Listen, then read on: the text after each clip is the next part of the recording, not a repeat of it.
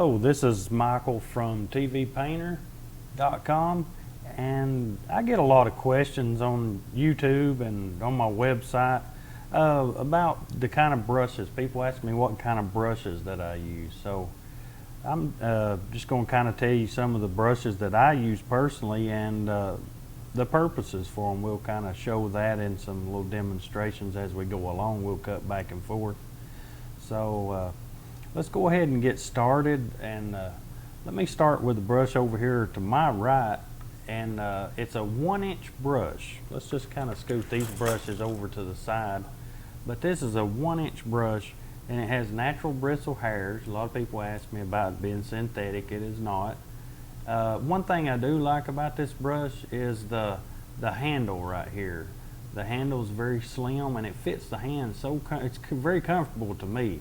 And if you have small hands, this 1-inch brush is perfect.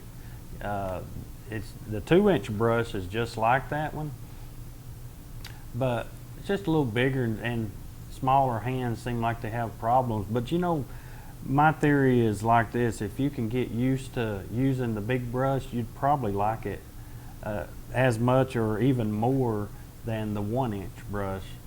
You can do all sorts of things, and with this brush you can do I'll do it for a lot of blending with the big brush, and do a lot of highlights, things like that. But this is kind of a blender brush for me, and I like doing when you're doing big scale trees or something. It's good for things like that. And I mean, you can just sky's the limit on these brushes. Any brush I show, a lot of times you could do a whole painting with them, and you know, sometimes that's not a bad thing, is to venture off and see if you can do entire paintings with that. The 1-inch brush I use a lot to do distant trees and just all kinds of effects and stuff. And the end of these brushes is very straight, as you can see. These are very nice brushes. The spring of them, now these brushes are used. They're not brand new. You can tell I've used them. You see the paint that's just the stain and stuff from over a long period of time of using them. But the reason I wanted to show you these is because of now I've had these brushes for a long time, probably about a year, I guess, and or more, and I keep them real clean. The key to keeping these big brushes in shape is keeping them clean. I do use odorless mineral spirits. I do not use a what would you say, a hardware store type of paint thinner, like from Walmart or Ace Hardware or something, or whatever kind of hardware store you may be at. The reason is they're not 100%. You can still smell them, I guess is what I'm trying to say, and it's not a very pleasant smell. I use an artist grade. I use something like terpenoid to clean my brushes with, or any kind of artist grade paint thinner is what I use to clean my brushes, because we do use oil paints, and I do not mix the paints with the brushes. I like watercolor. I keep watercolor brushes with the watercolors, acrylics with the acrylics, just things like that. So keep your oil paints with them, and you know, you can run a mild soap through these brushes. Just make sure that you straighten them back up and let them dry real well. I try to avoid that. Number one reason is when I wash my brushes, they flare out and they look like that whenever you wash them with water and stuff. So I try to use 2 different kinds of thinner. Like I'll be sure and wipe the excess paint out before you stick it in your paint thinner. And whenever you put it in the paint thinner, the paint thinner get real cloudy, especially if you clean several big brushes and stuff like that, or if you have more than one person using the paint thinner can. So if you carry several cans, you can just put them in the cleaner one, but make sure you dry this with a paper towel or beat it on something to get it real dry before you store the brush. That way that it won't get stiff. You can tell the spring of these brushes over a period of time how stiff they will get. So I encourage you to really keep them clean with paper towels or beat them out and dry them, but make sure you wash them thoroughly with a paint thinner.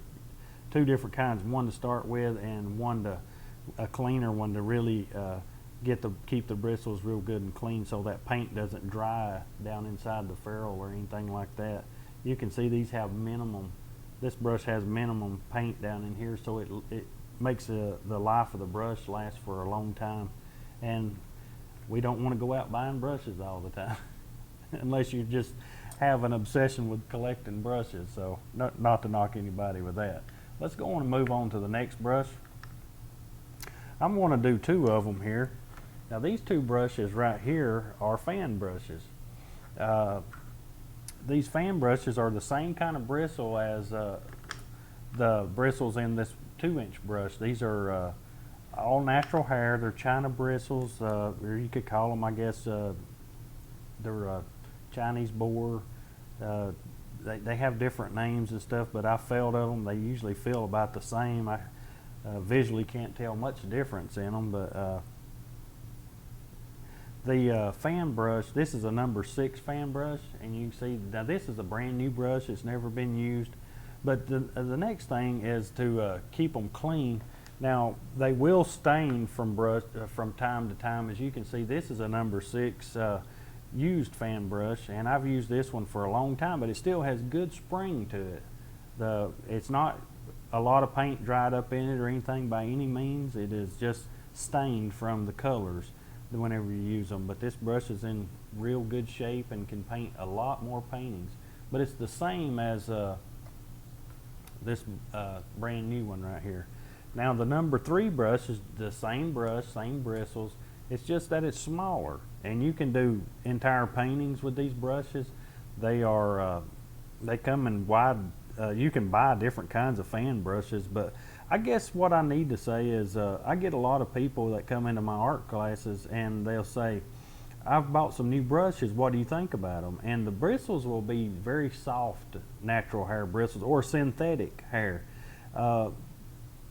The only thing is we use a firm paint, and you try to load that onto a real flimsy bristle, I guess you could say a soft bristle, it doesn't load very well. You have to thin that paint down, and you don't really need to thin the paint down unless you're putting highlights on top of objects in the painting, and you want to start with a firmer paint. So these bristles are perfect for what the type of painting that we do. And now if you're looking for to do soft detailing paintings, then go for a soft bristle brush. But these brushes right here, when you learn to have a soft touch, you can do just about anything with these brushes right here. So these are long handle brushes. They're probably about 12 or 13 inches long.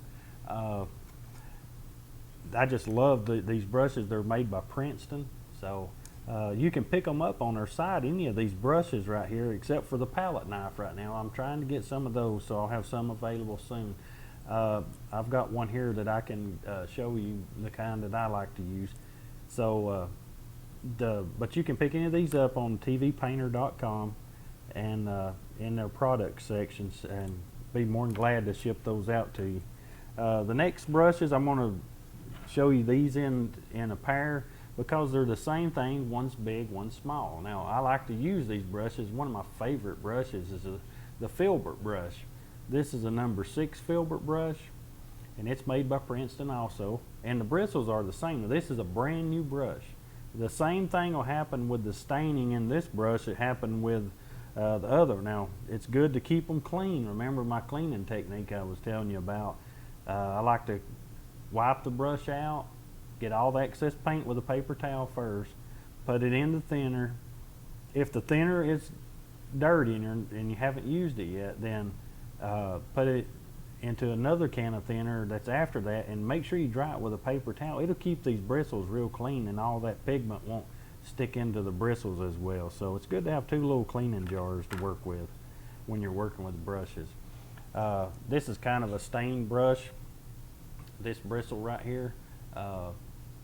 So you can kind of see where the bristles stain. They get kind of dark and a little bit of paint inside of them, but that's what one looks like. It's stained. It's kind of bent just a little bit, but that's where it was stored improper by me. I'm to blame for that one, but we can straighten it out with some regular use and get it right back in shape. But I don't recommend that. Always store your brushes where they're not on their ends upside down like this or anything, because you don't want to bend the bristles like that one was bent. So the next brush I want to show you is perhaps a fantastic little brush.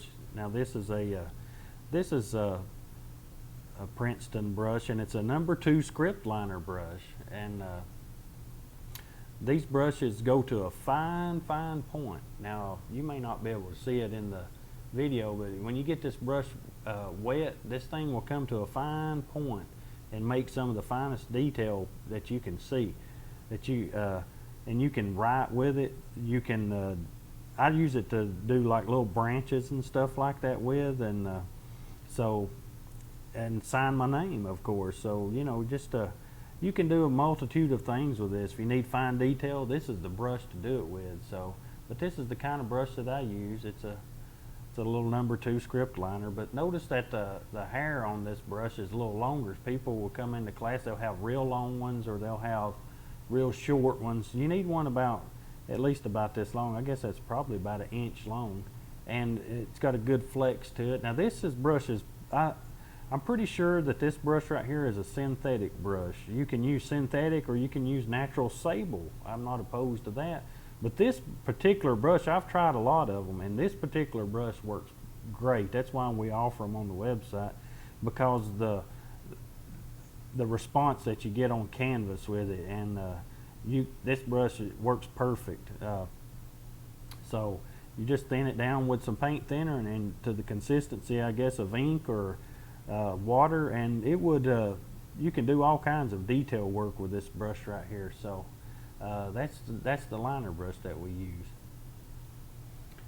Now I don't think I may have mentioned some of the things that we do with the Filbert brushes, so let me say that we do like trees.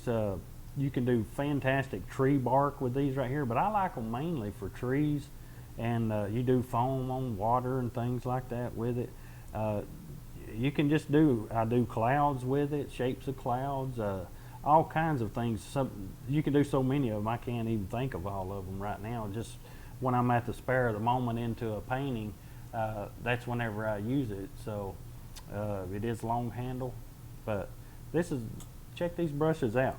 Number 2 and a number 6 is what I like to use. You can get like little detail for windows, things like that. Last but not least, probably the best tool in the painting, and probably the most offensive tool, is this. Now this is a used palette knife. I use it for painting, mixing paints, different things like that. Some people call them palette knives, painting knives. If it's there, you know, hey, I use it.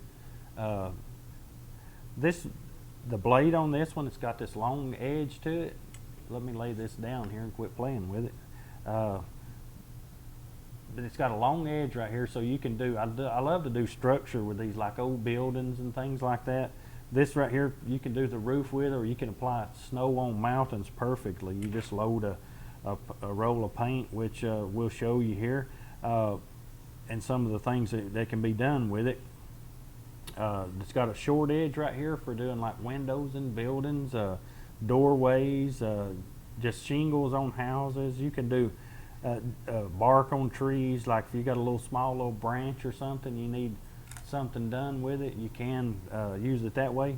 One thing I have found out, that I have a left-handed student in one of my classes, and we've had to just about teach him backwards of everything. So you have to learn how to hold this knife certain way. Like this kind of looks better to a left-handed person, I'm sure, than what this one does.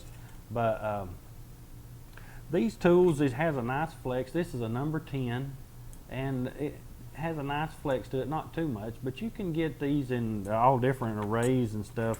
There's one that in particular that I really like. It's a black one, but it's pretty expensive. But I'm trying to get some inexpensive ones in that's excellent quality, so everybody can enjoy them. And it's going to resemble this one here. So I'll keep you updated on that. Just check with the website stuff, and we'll see when we get some of them in. But you can do all kinds.